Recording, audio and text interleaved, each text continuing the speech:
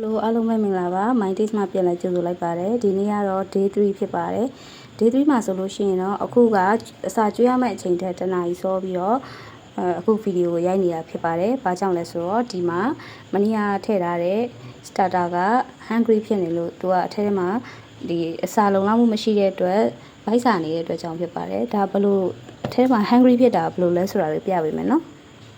hungry ဖြစ်တယ်ဆိုတာကကြတော့အခုပြထားတဲ့အတိုင်းဒီမှာเนาะအောက်မှာရေတန်းလေးတစ်တန်းတွေ့ရပါလိမ့်မယ်ဒီမှာเนาะဒါဒီက discuss မနေ့ကရေခဲသစ်တာလေးထည့်အစာမကျွေးပဲထည့်လိုက်တယ်ဒါက starter အဟောင်းပေါ့เนาะအစာမကျွေးပဲထည့်လိုက်တဲ့ဟာပါဒါလေးကလည်းမနေ့ကအစာမရတဲ့အတွက်ဒီလိုဖြစ်တာပေါ့เนาะဒါကကြတော့အစာရတယ်ဒါပေမဲ့အပြင်မှာထားတဲ့အတွက်သူကအလုပ်လုပ်နေတယ်အစာချက်နေတယ်အစာချက်နေတဲ့အချိန်မှာအစာလုံလောက်မှုမရှိတဲ့အတွက်အခုလိုမျိုးရေတွေထွက်နေတာပါဒီလိုမျိုးရေထွက်တဲ့ဆိုင်းပြပြီဆိုလို့ရှိရင်တစားကျွေးရမယ့်အချိန်ထက်တနားရီလောက်စောပြီးတော့ကျွေးရမှာဖြစ်ပါတယ်အခုဆိုလို့ရှိရင်တော့ဒီလိုလေးဖြစ်နေရပေါ့နော်ဒီလိုလေးဖြစ်နေတယ်ဆိုတော့အခုကျွေးနေကြအချိန်က9:42ပေါ့နော်9:42ကျွေးနေကြအချိန်မှာအခုဒီမှာဆိုလို့ရှိရင်9နာရီမထိုးသေးဘူး6:50မှာဒီနေ့ကျွေးမှာဖြစ်ပါတယ်နောက်တစ်ချက်ကကြတော့ဒီလိုအခြေအနေဖြစ်ပြီဆိုလို့ရှိရင်ဂျုံကိုဇာတ်တူမထည့်ပဲနဲ့9 gram လောက်တိုးပြီးတော့ထည့်ပေးရမှာဖြစ်ပါတယ်သူ့အတွက်ဂျုံနှမ်းပါဝင်တဲ့ဂျုံထဲမှာတဘာဝအတိုင်းပါဝင်နေတဲ့တခြားတက်ကိုထပ်ဖြည့်ပေးတဲ့သဘောပေါ့နော်9 gram လောက်တိုးပြီးထည့်ပေးလိုက်တာပါဒါကတက်ရှိပိုးပေါ့နော်တက်ရှိပိုးမွေးတာဖြစ်တဲ့အတွက်သူ့ရဲ့အခြေအနေကိုကြည့်ပြီးတော့အတိုးလျှော့လုပ်ပေးရမှာဖြစ်ပါတယ်အခုကကြတော့ဒါကသူ hungry ဖြစ်နေတယ်သူ့အတွက်အစာမလုံလောက်ဘူးဆိုတာပြတဲ့အတွက်ဂျုံကိုဒီထဲက discuss 50 gram ဖယ်ပြီးတော့25 gram ပဲချက်မယ်ပြီးလို့ရှိရင်ဒီထဲမှာဂျုံကိုစားတူ25 gram မထည့်ပဲနဲ့ဂျုံကို30 gram ထည့်လိုက်မှာဖြစ်ပါတယ်ရေကတော့25 gram ပဲထည့်မှာဖြစ်ပါတယ်အခုဆိုရင်တော့ဒါ Day 3အစာကျွေးမှာပေါ့နော် discuss ကိုနေ့တိုင်းဖယ်ပြီးတော့ပလင်းထဲမှာ25 gram ပဲချက်မှာဖြစ်ပါတယ်မနေ့ကထည့်လိုက်တာကဒီမှာနော်မနေ့ကထည့်လိုက်တာကစုစုပေါင်း Day 2မှာထည့်လိုက်တာက85 gram ရတယ်ပေါ့နော်85 gram ရတယ်ဆိုတော့ဒီမနေ့ကထည့်လိုက်တဲ့ total 85 gram နဲ့ကနေပြီးတော့ discuss 50 gram ကိုဖယ်ပါမယ်ဒါဆိုရင်ပလင်းထဲမှာ25 gram ပဲကျန်မယ်သူက hungry ဖြစ်နေတဲ့အတွက် flour ကို5 gram တိုးပြီး30 gram ထည့်လိုက်ပါတယ်ထည့်ပြီးပြီဆိုရင်တော့ရေကို25 gram ပဲထည့်မှာဖြစ်ပါတယ်အမှန်တကယ်ကတော့စားတူပဲထည့်တာပါဒါပေမဲ့သူ starter hungry ဖြစ်တဲ့အတွက်ဒီမှာ flour 5 gram တိုးလိုက်တာပါ total 80 gram ဖြစ်သွားပါမယ်ဒီကဖယ်လိုက်တဲ့ discuss 50 gram ကိုမနေ့ကဒီ discuss ထည့်ထားတဲ့ပလင်းထဲကိုပဲထည့်မှာပါထည့်ပြီးတော့ရောမွေလိုက်မယ်ပေါ့နော်ပြီးပြီဆိုလို့ရှိရင်တော့ဒီပလင်းကရေခဲသစ်တာထဲမှာထည့်ထားတာဆိုပေမဲ့ hungry ဖြစ်နေတဲ့အတွက်သူ့ကိုဒီ discuss ပလင်းထဲကို flour 50 gram ရောပြီးထည့်ထားမှာပါဘာကြောင့်လဲဆိုတော့Day 3ပြီးပြီဆိုရင်ဒီ discuss ကိုမုတ်လို့ဖို့အတွက်ပါသုံးဖို့အတွက်ဖြစ်ပါတယ်အဲ့ဒါကြောင့်သူ့ကိုသုံးလို့ရအောင်လို့အစာ50 gram ကျွေးထားလိုက်တာပါဂျုံထဲမှာရှိတဲ့တခြားတက်ကိုသူစားပြီးလို့ရှိရင် next day ကျရင်ဒါလေးသုံးပြီးတော့ဒီ discuss ဖယ်ထားတဲ့ discuss တွေသုံးပြီးတော့ကိုမုတ်ထုလုပ်မယ်ပေါ့နော်ဘာမုတ်လေးလဲဆိုတာကတော့ဗီဒီယိုတက်လာမှကြည့်ပေးပါအခုဆိုလို့ရှိရင်တော့ဒီအစာလေးကိုကျွေးလိုက်မယ်နော်အရင်ဆုံးဒီ discuss ဖယ်တဲ့ပလင်းကိုအရင်ယူမယ်ယူပြီးလို့ရှိရင်ဒီ grain chain သက်ပေါ်ကိုတင်မယ်တင်ပြီးပြီဆိုလို့ရှိရင်ဒီ starter ထဲမှာ25 gram ပဲချန်မှာဖြစ်တဲ့အတွက်ဒီထဲက50 gram ယူလိုက်ပါမယ်ဒီအောက်မှာထိုင်သွားတဲ့ရေလေးတွေကိုရောသွားအောင်လို့မှွေပေးလိုက်ပါမယ်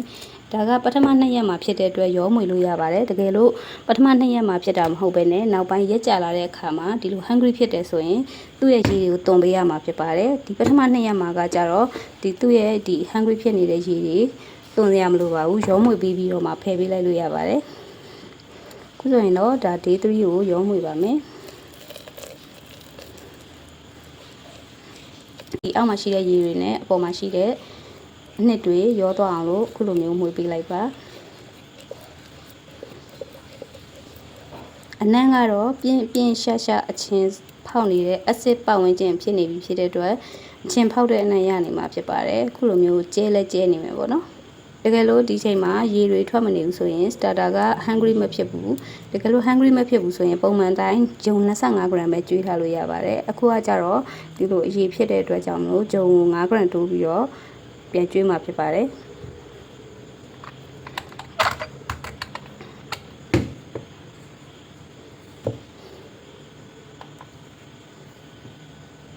အခုဆိုရင်ဒီပလင်းလေးကိုဒီထဲကနေပြီးတော့50 gram ဖယ်ပါမယ် 50 gram ကိုတိတိကျကျဖယ်ပေးပါနော်ပို့ပြီးတော့မဖယ်မိအောင်လို့တတိထားပေးရပါမယ်ဘာကြောင့်လဲဆိုတော့ဒီထဲမှာပို့ပြီးတော့ဝင်သွားရင်ပြန်ထည့်လို့မရပါဘူးဒီထဲမှာရှိတဲ့အဟောင်းတွေနဲ့ရောသွားမှာဆိုလို့ပေါ့နော်ဒီဘက်ကိုပြန်ထည့်မယ်ဆိုရောပြီးပါလာမှာဆိုလို့ပါဒါကြောင့်မလို့တတိထားပြီးတော့ဖြည်းဖြည်းချင်းထည့်ပေးရပါမယ်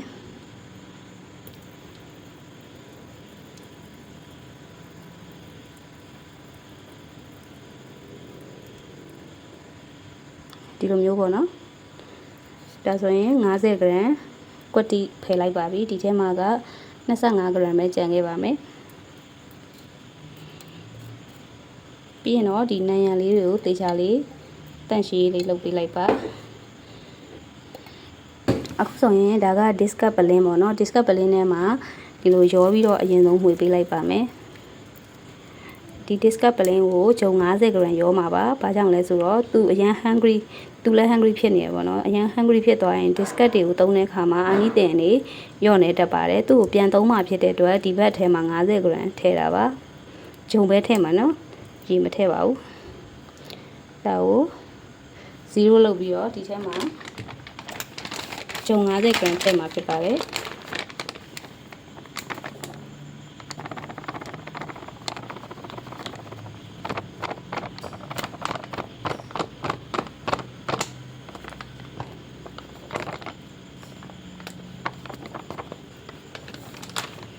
53လောက်ဖြစ်သွားနော်ကိစ္စမရှိပါဘူး3 gram ပဲ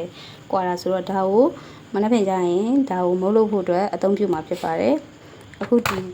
discuss ပလင်းကိုမှွေပြီးပြီဆိုလို့ရှိရင်ရေခဲတက်တာလည်းပြန်မထည့်ဘဲနဲ့အပြင်မှာထားထားပါမယ်မနှက်ဖြန်သုံးဖို့အတွက်ဒီထဲမှာရှိနေတဲ့တဘာဝ starter ပိုးလေးတွေကိုအလုံးလုံးတွေအောင်လို့ပေါ့နော်အလုံးလုံးနေစေချင်တဲ့အတွက်အပြင်မှာထားရမှာဖြစ်ပါတယ်ဒီပလင်းကဒီညအတွက်ရေခဲတက်တာထဲမှာမထည့်ပါဘူးအပြင်မှာထားမှာပါ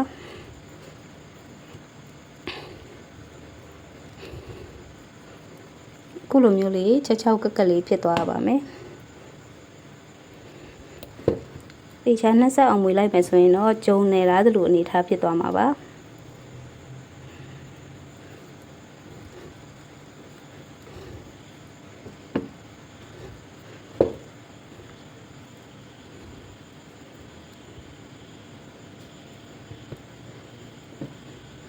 ီလိုမျိုးလေးရသွားပါမယ်ဘေးပတ်လက်လေးတွေကိုလိုက်ပြီးတော့တန့်ရှင်းပေါ့နော်ဘေးပလင်းမြင်းတဲ့ပြင်လေးတွေကို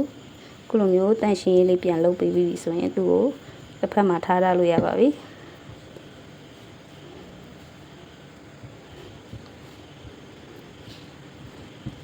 ခုလိုမျိုးတေချာချစ်ထုတ်ပြီးတော့မှဟိုဘက်ကစတာတာအသစ်ပလင်းကိုဒီဇွန်းနဲ့ပဲဆက်သုံးပါပါ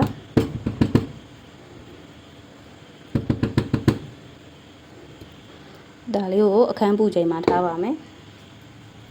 အခန်းပူချိန်မှာထားမှာဖြစ်တဲ့အတွက်အခုလိုမျိုးဒီ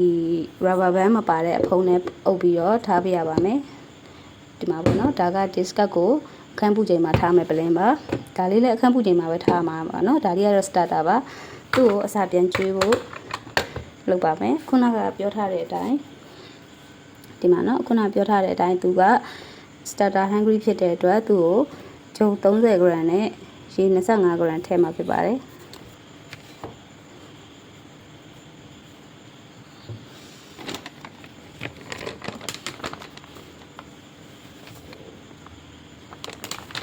ဂျုံ30 gram ပေါ့နော်31 gram 1 gram လောက်กว่าတာကိစ္စမရှိဘူးအရင်တိကျနေဖို့မလိုဘူးเนาะ1 gram 2 gram အနည်းငယ်กว่าလို့ရပါတယ်ဒီထက်ပိုပြီးအများကြီးတော့မกว่าအောင်တော့ပြီးစိုက်ပေးပါဂျုံ30ထည့်ပြီးပြီဆိုတော့ရေ25ထည့်ပါမယ်ရေကတော့ဂျုံထက်များနေလို့မရပါဘူးရေတအားများလို့ရှိရင် starter ကဒီ float ဖြစ်လာတတ်ပါတယ်ဒါကြောင့်မလို့ရေကိုတော့25ဆိုရင်တော့25ပဲထည့်ပါမယ်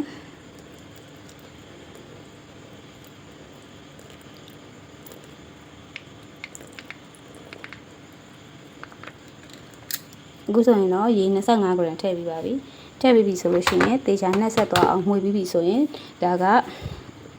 day 3အစာကျွေးလို့ပြီးသွားပါပြီ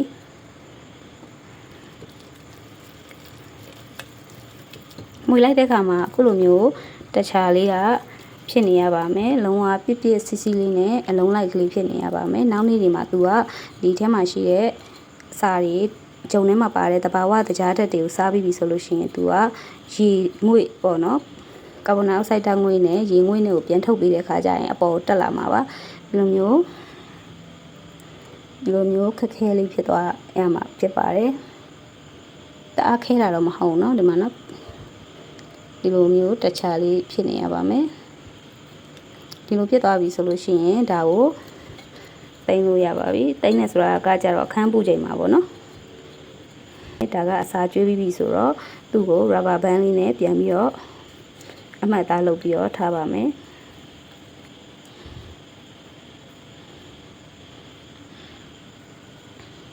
ဒီ spatula ကိုပြန်ပြီးတော့သုံးတဲ့အခါမှာ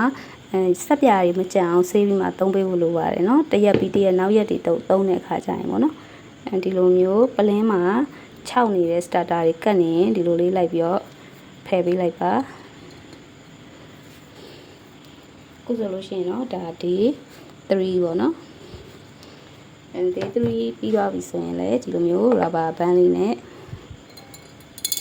တိတိကျကျเนาะကိုလောက်လိုက်တဲ့နေရာအမှတ်သားလေးကိုတိတိကျကျလေးမှတ်ပေးဖို့လိုပါတယ်ဒီလောက်ပဲရှိရပေါ့နော်ဒီလောက်ကနေပြီးတော့ဘယ်လိုမျိုးတက်ပြီးတော့ပြောင်းလဲလာမလဲဆိုတာကိုစောင့်ကြည့်ပေးရမှာဖြစ်ပါတယ်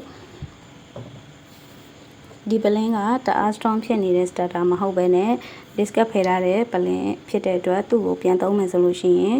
သူ့ကိုအခုပြတဲ့အတိုင်းပေါ့နော်ဒီအခုကတော့တတိယမြောက်နေ့မှာသုံးလိုက်တာပေါ့နော်တကယ်လို့တတိယမြောက်နေ့မှာမသုံးဖြစ်သေးဘူးဆိုရင်တော့အပြင်မှာမထားဘဲနဲ့ရေခဲတက်တာထဲမှာပဲအခုလိုမျိုးအနေထားဖြစ်အောင်မှွေပြီးတော့ပေါ့နော်သူကရေထွက်နေတဲ့အတွက်ကျုံ90ကျွေးပြီးတော့မှွေပြီးတော့ရေခဲတက်တာထဲမှာပြန်ထည့်လာပြီးလို့ရပါတယ်နောက်ရက် discard တွေကိုလည်းထည့်မယ်ထည့်ပြီးတော့ကိုလိုချင်တဲ့ပမာဏကိုလုံးမဲ့ recipe ပေါ်မူတည်ပြီးတော့လိုအပ်တဲ့ဒီ discard ပမာဏရပြီဆိုရင်သုံးလို့ရပါတယ်အခုကတော့ဒါ recipe တစ်ခုသာအတွက်ပမာဏရပြီဖြစ်တဲ့အတွက်ဒါလေးကိုလည်းဘယ်လိုမျိုးမုတ်လေးတွေလုပ်လို့ရတယ်ဆိုတာကိုလည်းပြပေးမှာဖြစ်ပါတယ်ဒါကကြတော့အခန်းပူချိန်မှာတင်ရမယ့်ပလင်းလေးပေါ့နော်ရှင် day 3အစာကျွေးတာလေးပြီးသွားပြီဖြစ်ပါတယ် day 4မှာပြန်လဲဆုံတွေ့ကြပါမယ်ဒီနေ့အစာကျွေးလိုက်တဲ့အချိန်က6:50ဖြစ်တဲ့အတွက်9နာရီအတိဆိုပြီးတော့မှတ်ထားမှာဖြစ်ပြီးတော့မနက်ဖြန်မှာလည်း9နာရီအတိမှာပြန်ကျွေးမှာပြန်ပြီးတော့စစ်ဆေးပေးမှာဖြစ်ပါတယ်လိုက်လောက်တဲ့သူတွေကလည်းကိုစပြီးတော့လိုက်လောက်တဲ့အချိန်ကနေပြီး24နာရီပြည့်မှတစ်ချိန်စစ်ပေးပါဒုတိယနေ့မှာတော့တတိထားပြီးတော့24နာရီမပြည့်ခင်မှာစစ်ကြည့်ပေးဖို့လိုပါတယ်ပြီးတော့တတိယနေ့မှာလည်းအဲ့လိုပဲပေါ့နော်တနင်္လာရီလောက်ကြိုပြီးတော့စစ်ဆေးပေးဖို့လိုပါတယ်တနင်္လာရီလောက်ကြိုစစ်ဆေးပေးလို့ရေထွက်နေတယ်ဆိုရင်တနင်္လာရီစောပြီးတော့အစာကျွေးလိုက်လို့ရပါတယ်အားလုံးပဲဒါဆိုရင် day 4ရောက်ရင်ပြန်လည်ပြီးတော့ဆုံတွေ့ကြမယ်နော်